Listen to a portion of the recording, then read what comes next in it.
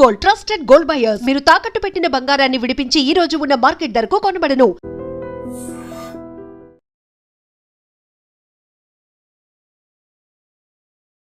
నమస్తే, welcome to I dream.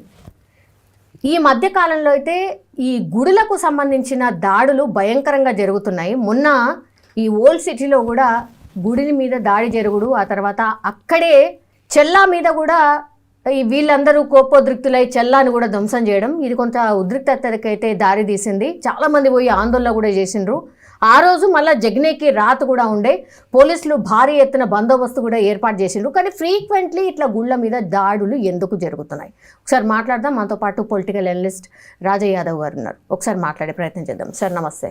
Sir, గుళ్ళ మీద దాడులు మనసు చివుక్కుమంటది ఎవరికైనా సరే, కానీ ఫ్రీక్వెంట్లీ చాలా పెద్ద ఎత్తున దాడులు జరుగుతున్నాయి సార్. ఏంటి రీజన్ ఏంటి సార్? ఎందుకు ఇట్లా?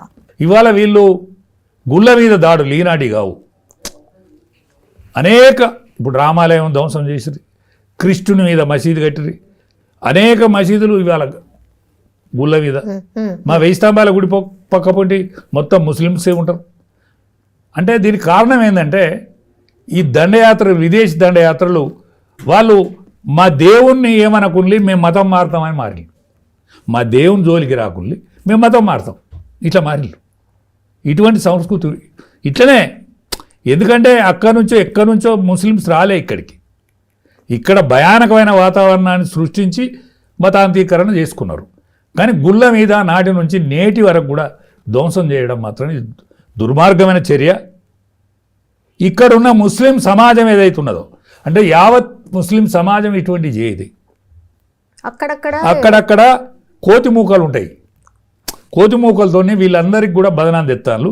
వీళ్ళందరూ జాగరూకులై, వీళ్ళందరూ కూడా ఈ సమాజంలో చెడు ఎవరు చేసినా వాళ్ళను దొరికిపుచ్చుకొని పట్టించి ఇవ్వాల్సిన అవసరం సమాజం మీద ఉన్నది. ఇది ముస్లిం సమాజం మీద.